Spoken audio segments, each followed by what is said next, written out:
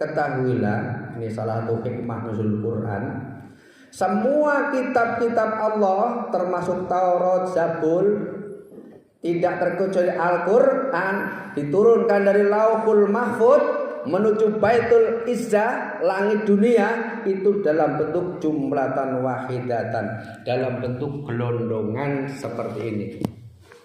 Ngomong Quran diturunkan geludak mak gedebuk lengkap dalam bentuk mushaf tapi cetakannya lebih bagus dari ini.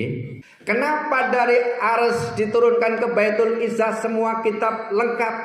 Dari Baitul Izzah ke nabi-nabi diturunkan terpisah-pisah sekaligus untuk menguji kemurnian Al-Quran. Yang kedua, Al-Quran diturunkan secara terpisah-pisah sesuai dengan kepentingan dakwah Rasulullah Sallallahu Alaihi Wasallam. Jadi nanti banyak umat-umat yang mengaku kitabnya asli, tetapi ternyata kitabnya sudah dirubah oleh tangan-tangan manusia-manusia yang tidak bertanggung jawab. Nanti akan diuji kelayakannya asli atau tidak di hadapan Allah. Allah sudah ngendika, inna nahnu nazzalna dzikra wa inna lahu lahafidun. Sesungguhnya aku yang menurunkan Al-Quran dan aku sendiri yang menjaganya. Bagaimana Allah menjaga? Salah satunya melalui tahfidz, hafid, orang-orang yang membaca Al-Quran, orang-orang yang menghafalkan Al-Quran. Jaminan Allah Al-Quran tidak akan lenyap di muka bumi, tetapi tidak ada yang menjamin kalau Al-Quran tetap ada di Magelang. Jaminan Allah Al-Quran tetap ada di muka bumi, tetapi tidak ada jaminan Al-Quran tetap ada di RST, di Rumkit, kalau kita tidak mau belajar, tidak mau membaca, maka Al-Quran bisa hilang. Ingat, Uni Soviet dulu waktu masih menjadi satu, ada suatu negara bagian namanya Chechnya. Uni Soviet dengan ajaran komunisnya melarang ajaran agama yang ada di situ, apalagi ngajar ke Al-Quran, sholat rentuk dan lain sebagainya. Tetapi begitu Uni Soviet bubar, luar biasa. Ternyata di Chechnya terpendam ribuan orang yang hafal Al-Quran, padahal Al-Quran dilarang. Lah kita disuruh ngaji, suruh tadarus, dorang teko mboten. Sistem perwakilan, sing moco 3, sing njagong nang teras 10, sing moco kei gorengan, sing nang teras kei buah-buahan. Jadi sing moco ngaji akhirnya radang tenggorokan. Kebalik-balik kita ini. Kemudian ketika Rasulullah mengatakan demikian, maka subhanallah, Al-Quran diturunkan berangsur-angsur ini supaya menjadi strategi dakwah. Ketika Rasulullah bertemu dengan penjudi, maka Rasulullah bagaimana datanglah Quran surat Al-Maidah ayat 190 tentang judi. Kemudian ketika Rasulullah bertemu dengan orang yang suka khamr, suka mabuk, suka minuman keras, turunlah Al-Quran tentang minuman keras. Ketika Rasulullah bertemu dengan orang yang dagang, di mana dagangnya tidak baik, turunlah Quran surat Ali Imran ayat 130-an tentang riba dan perdagangan, supaya Rasulullah bisa berdakwah dengan tepat sasaran. Itulah sebabnya Al-Quran diturunkan dengan prinsip berangsur-angsur. Apa prinsip berangsur-angsurnya Al-Quran? Yang pertama, Al-Quran diturunkan dengan prinsip al-musawwah. Apa itu al-musawwah? Persamaan. Raono bedane wong Magelang karo wong Semarang kecuali takwanya. Raono bedane bapak Persit karo ibu Persit kecuali takwanya. Raono bedane PNS kalau tentara kecuali takwanya. Bahkan Kanjeng Nabi ngendika, la fadla li ngarobiyyin ngala ajamiyyin ila bitakwa. Enggak ada bedanya antara orang Arab dengan orang yang bukan Arab kecuali takwanya. Kalau boleh ditakwilkan, raono bedane wong sugih karo wong melarat kecuali sedekahnya. Ora ono bedane wong pinter karo wong bodoh kecuali amal liahnya. Maka yang membedakan kualitas kita adalah amalan kita masing-masing. Allah melihat ketakwaan kita masing-masing. Selalu disampaikan dalam khutbah Jumat, inna akramakum indallahi atqakum. Orang yang mulia di sisi Allah adalah orang yang paling bertakwa di antara panjenengan semua. Yang kedua, Al-Quran diturunkan dengan prinsip al-hurriyah, dengan prinsip kebebasan, kemerdekaan. Mohon maaf nyuwun sewu, jenengan tidak sholat, jenengan tidak puasa, tidak mengurangi maha kuasane Gusti Allah. Lan jenengan sholat, jenengan poso, ora nambah maha kuasane Gusti Allah. Maka jangan heran ada orang kafir, ada orang murtad rezekinya lancar. Kadang jenengan poso sholat duha, ya Allah rezeki kok yang ini terus karena Gusti Allah duwe sifat Rahman, duwe sifat Rahim. Sifat Rahman Gusti Allah kabeh dikei, sing mabuk yo dikei rezeki, sing judi dikei rezeki, sing nyolong sepeda yo dikei rezeki. Oh, hai maling-maling, itu ada orang sholat taraweh teledor, kuncinya ora bener, colong motore. Loh, aku sholat malah hilang motore. Ya kudune ikhtiar dado doa, hati-hati menjaga barang bawaan Anda, sebab takbir masjid tidak menanggung semua barang kehilangan. Betul. Oleh karena itu semuanya ditanggung rezekinya oleh Gusti Allah, bukan hanya yang sholat. Bahkan sebagai ujian, kadang orang yang rajin ibadah diuji oleh Allah kesabarannya. Dengan kesabarannya itulah nanti dia akan mendapat gantinya di sisi Allah Subhanahu wa ta'ala. Al-hurriyah, kebebasan. Jenengan arep percaya silakan, arep kafir silakan. Allah hanya memberi dua jalan, fa'alhamaha fujuraha wa taqwaha. Jenengan arep tunduk patuh monggo, arep maksiat silakan. Semuanya nanti dipertanggungjawabkan di hadapan Allah Subhanahu wa ta'ala. Kemudian yang ketiga, Al-Quran diturunkan dengan prinsip tasamuh. Apa itu tasamuh? Toleransi, saling hormat menghormati. Jangankan beda agama, jangankan satu agama, jangankan beda negara, kita semua beda apapun harus toleransi, harus menghormati. Perbedaan agama Allah mengajarkan kepada kita lakum dinukum waliyadin. Seiman seagama Allah mengajarkan pada kita lana a'maluna walakum a'malukum. Jadi nyono bedo-bedo titik, mungkin bismillahirrahmanirrahim pelan, bedo titik ora 20 salate. Kene salate piro ya? 20 apa 8? Alhamdulillah ya. Lho sing salat ya. Tonggone ngarep pakai sing ora salat. Jadi diambil hikmahnya.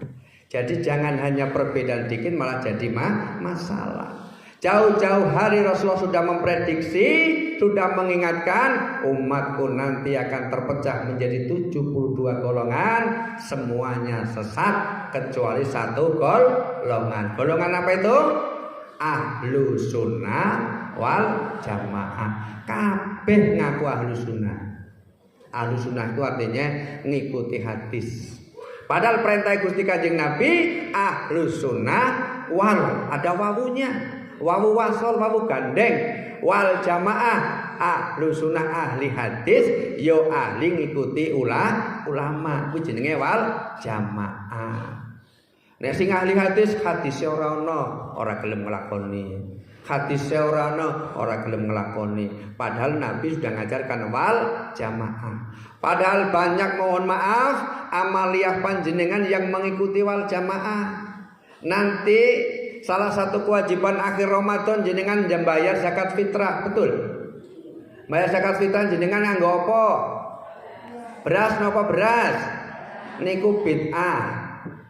Karena di Arab ora ono beras.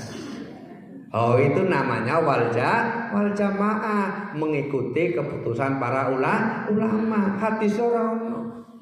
Hadis sing bayar zakat nganggo gandum. Jenengan golek gandum angel. Saurunge mbiyen oke beras, wong Jawa Indonesia bayar zakat nganggo jagung. yo entuk karena onone makan pokoke jagung. Itulah contoh enaknya wal jamaah. Dengan pernah sholat syukrul wudu itu bid'ah. Karena Nabi tidak pernah melakukan. Yang melakukan pertama adalah sahabat Bilal. Oh boleh ngikuti pendapat Bilal karena Rasulullah melihat dan tidak melarang. Rasulullah tidak pernah baca kabira walhamdulillahi katsira, tapi ada sahabat Ammar yang ketika sholat dia membaca kabira walhamdulillahi katsira wa subhanallahi bukratan wa asila. Habis sholat Rasulullah ngadep ke jamaah, tadi siapa yang baca kabira? Mungkin dikiranya Nabi ada nesu rono sing ngaku wedira. Karena Nabi tidak pernah ngajarkan. Nabi ngajarkannya Allahumma baini. Tapi begitu Rasulullah mengatakan ketahuilah goro-goro ono sing maca Allahu Akbar kabira walhamdulillahi katsira, malaikat turun berbondong-bondong ke masjid ini, membukakan pintu langit, mengabulkan doanya orang yang berdoa Allahu Akbar kabira walhamdulillahi katsira. Sejak saat itu banyak para sahabat yang takbiratul ihramnya Allahu Akbar kabira. Nabi orang nganggo, tapi sahabat make, maka itu namanya wal jamaah. Apa meneh saiki traweh mbok lu traweh 20 bid'ah kabeh. Traweh kok sore-sore. Zaman Nabi itu traweh wengi karo nunggu waktu sahur. Kalau golek Lailatul Qadar. Saiki traweh jam 8 wis bar. Imame suwe sithik wis diprotes ora. Ya Allah aja dendang meneh. Napa suwi? Ya terpaksa ya padha-padha enake ya surat Al-Ikhlas ora. Ben makmume ikhlas yo imame ikhlas. Pokoke 2 rakaat al-ikhlas, 2 rakaat al-ikhlas, 2 rakaat al-ikhlas. Cepet ya. Yo pesen saya mau banyak mau sedikit, yang penting tumakninah, syarat rukunnya sholat jangan ditinggalkan. Itu wal jamaah. Kemudian prinsip ta'awun yang keempat, tolong menolong. Fungsi Al-Quran diturunkan untuk tolong menolong agar kita bekerja sama. Digambarkan ketika Rasulullah pertama awal hijrah membangun kota Madinah, Madinatul Munawwarah dengan piagam Madinah. Di situ ada orang Yahudi, ada orang Nasrani, mereka tolong menolong. Kata Kanjeng Nabi, boleh bertolong menolong, yang penting mereka tidak mengkhianati, mereka tidak nikung dari belakang. Ketika ada perang Uhud, kemudian mereka melarikan diri mempengaruhi orang-orang untuk tidak ikut berperang, maka akhirnya ada perang Khaybar, ada perang Bainuqa, perang menghancurkan, perang menyelesaikan urusan dengan orang-orang Yahudi karena mereka mempengaruhi warga untuk tidak ikut berperang, mengingkari janji. Bukan Rasulullah yang memulai. Di akhir 5 ayat terakhir Quran surat Al-Fat, Rasulullah digambarkan sebagai pribadi yang luar biasa kepada sahabat-sahabatnya dan orang yang baik kepadanya. Tetapi kepada orang yang mengingkari janji, al-asidtu, keras, tegas kepada orang yang mengingkari janji. Itu tolong menolong kepada siapapun boleh, apalagi tenaga-tenaga medis. Kalau lihat pasien sakit jangan dilihat KTP-nya dulu. Ini ono sakit Pak, delok KTP-ne, Islam apa ora? Lho kok keburu mati ya. Ono pasien ora peduli agamane, ditolong terlebih dahulu. Kemudian prinsip yang kelima, Al-Quran diturunkan untuk amar ma'ruf nahi mungkar. Nyun sewu, ini untuk takmir masjid, untuk para komandan, para ustadz, kiai dan sebagainya. Amar ma'ruf okeh. Ngajak kebaikan oke, ayo sholat ngajak kebaikan, ayo zakat ngajak kebaikan, ayo poso ngajak kebaikan, ayo haji ngajak kebaikan. Amar ma'ruf oke, tapi sidik sing nahi mungkar. Siki ono takmir masjid, ono pengurus RT, ono komandan misalnya wani nahi mungkar dicireni. Walah menyoyo koyo bersih-bersih dhewe. Wah, takmirnya radikal, goro-goro ngasih tulisan dilarang minum minuman keras di sini. Misalnya dianggap radikal. Tahun berapa Anda mendengar Kata radikal itu pertama kali muncul tahun 1824 ketika Pangeran Diponegoro menolak suguhan minuman pertemuan kerajaan yang tadinya air putih dan degan, air putih dan degan atau air kelapa yang manis namanya itu, yang dideres nih lho, badik. Kemudian karena Belanda datang diganti dengan minuman keras. Karena Pangeran Diponegoro menolak, itulah kemudian Pangeran Diponegoro disebut sebagai orang radikal. Jadi tidak semua radikal salah, tergantung sudut pandang dan kepentingan. Mungkin sekarang banyak pihak harus diam, mungkin suatu saat nanti banyak pihak yang mulai berbicara sesuai dengan kepentingan situasi masing-masing. Yang jelas prinsip Al-Quran amar ma'ruf nahi mungkar. Kemudian Al-Quran diturunkan untuk kepentingan umat manusia sesuai dengan nama-namanya adalah menjaga manusia agar manusia selamat dunia dan akhirat. Pertama Al-Quran disebut dengan Alkitab. Apa Bu? Alkitab yang artinya buku induk. Bukan sekedar buku induk Al-Quran, tetapi buku induk perbuatan kita masing-masing nanti akan dipertanggungjawabkan di hadapan Allah. Faman ya'mal misqala dzarratin khairan yara wa may ya'mal misqala dzarratin syarran yara. Tertulis semua. CCTV iso ilang, CCTV iso rusak, tetapi CCTV ini Gusti Allah yang berupa raqib dan atid, itulah pencatat buku induk panjenengan, tidak mungkin salah. Jadi yang hari ini santunan orang melu urunan, santunan orang melu nyumbang, orang mungkin salah. Catatannya nang Gusti Allah, sing nyumbang gede bakal entuk gede, sing nyumbang sithik bakal entuk sithik. Sing penting ikhlas. Kemudian Al-Quran juga disebut dengan sifat. Apa itu Bu? Sifat obat.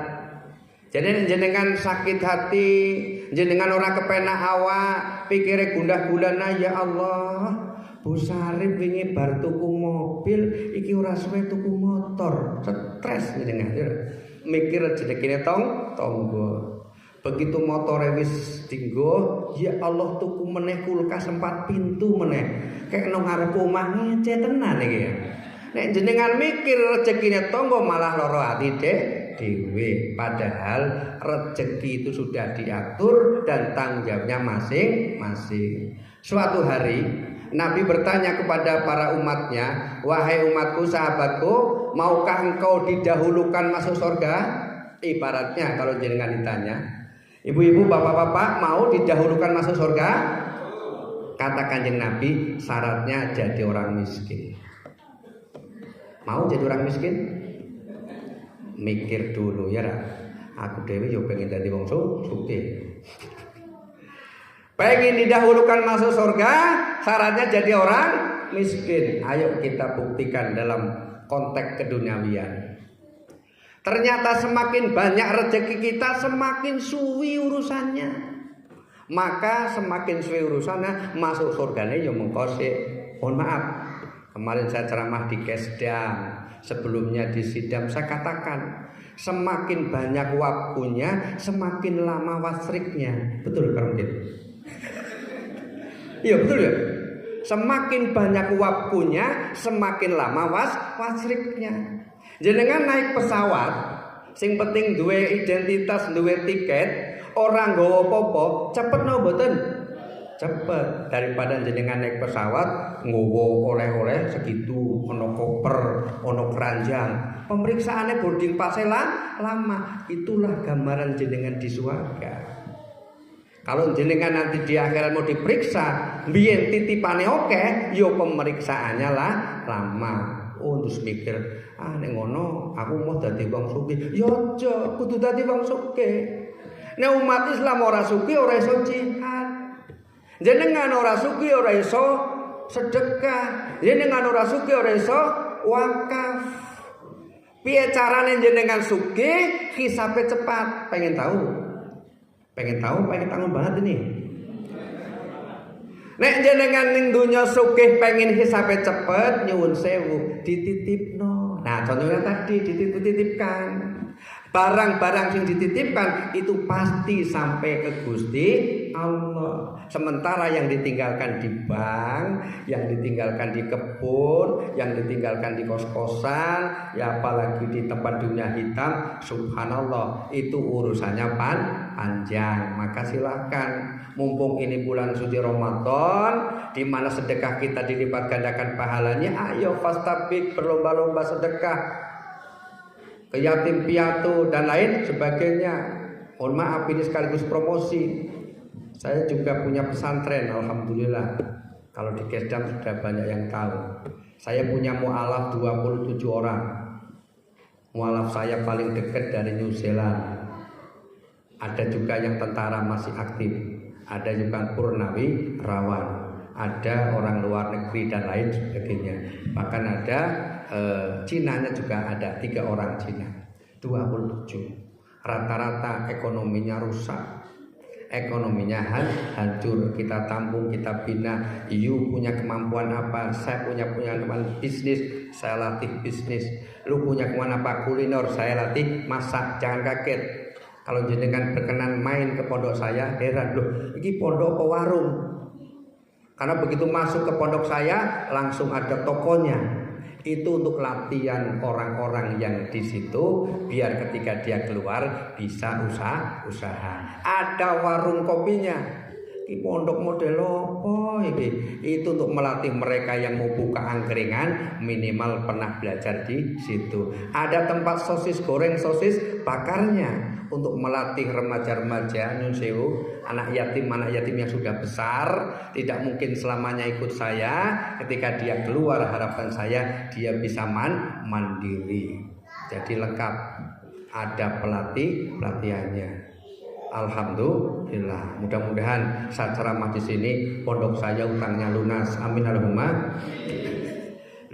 Bukan utang saya loh ya. Utang pondok saya masih 900 juta.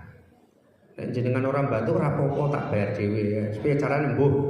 Monggo pasti teko dhewe, rezeki pasti saking Gusti Allah. Maka itulah dalam kita syifa, dalam kita obat harus merenung kepada diri kita, syukur kuncine. Duitnya oke, belum tentu kita bahagia. Tapi orang duit juga kita tidak bisa apa-apa.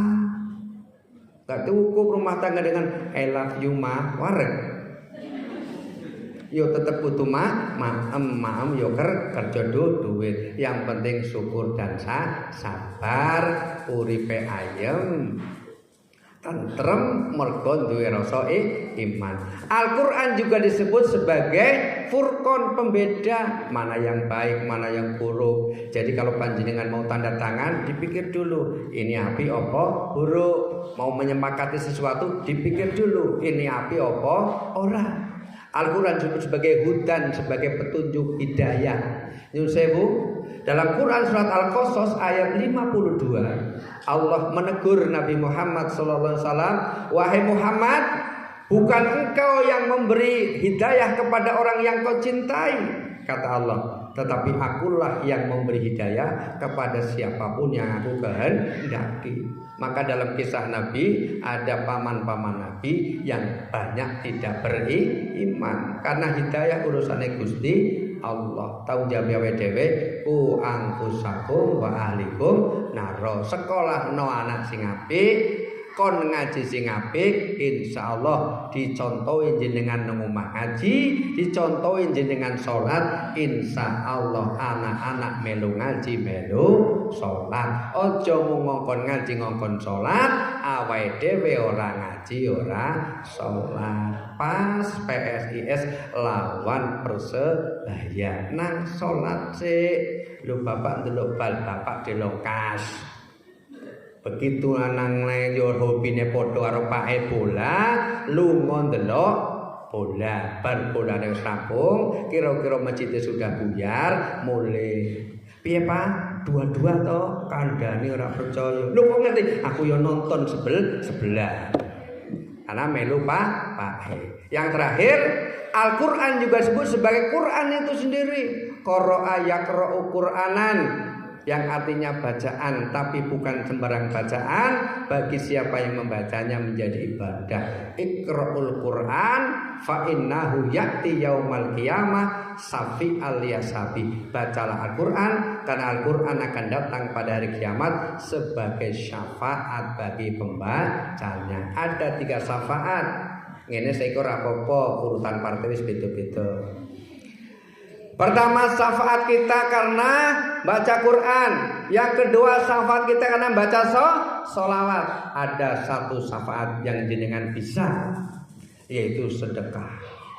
Orang-orang yang sudah meninggal dunia, mereka di alam barzah, mereka di alam kubur, mereka pada minta kepada Allah, ya Allah, laula akhartani ila jalin qarib. Ya Allah, mbok aku balekno nang dunya walaupun hanya sedelo. Bukan untuk praktek dokter, bukan. Biyen aku urung praktek dokter, ya Allah, balekno aku nang dunya bukan untuk buka bersama karena pas ada larangan buka bersama, bukan. Bukan untuk makan es, bukan untuk makan soto, bukan untuk makan bakso, tetapi mereka laula akhartani ila jalin qarib apa? Fa asadda. Mereka minta dikembalikan dunia sebentar hanya untuk bersedekah. Itu mintanya orang yang sudah meninggal. Jenengan masih hidup? Halo? Ketoke urip kabeh ya. Jadi masih ada kesempatan sedekah. Silakan lunasi pondok saya. Amin Allahumma. Silakan mumpung masih hidup bersedekah. Karena kalau sudah mati tidak ada kesempatan sedekah. Jangan mentang-mentang kira-kira saya tentara masih muda, matinya masih lama, tidak ada urusan. Mati kuwi ora urusane karo sakit karo sehat. Wong lagi sehat mati ana Bu dokter, Pak dokter. Tanya kan? Badhe tindak pundi Pak? Mau olahraga supaya sehat, lagi olahraga mati oke. Tenis, bulu tangkis, jangankan tenis, bulu tangkis. Jenengan mungkin ra percaya cerita ana wong lagi catur mati. Loh, padahal olahragane jago, ngangkate ringan, tapi stres mumet. Kenapa? Karena cature taruhan. Jadi stresnya gede mati, Pak. Jadi mati itu ora kudu tuwa, betul? Mati ora kudu sakit, sehat mati ono, nom mati ono. Mati itu ibaratnya kaya buah kelapa. Ya nom mati ono, tuwa mati ono.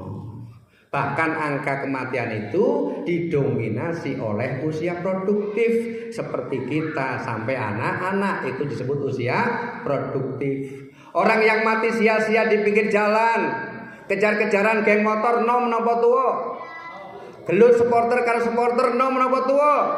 Rata-rata sing mati nang dalan sia-sia adalah usia produktif wong nom. Saya sampai hari ini belum pernah mendengar ada tawuran antara panti lansia dengan panti jompo. Enggak pernah.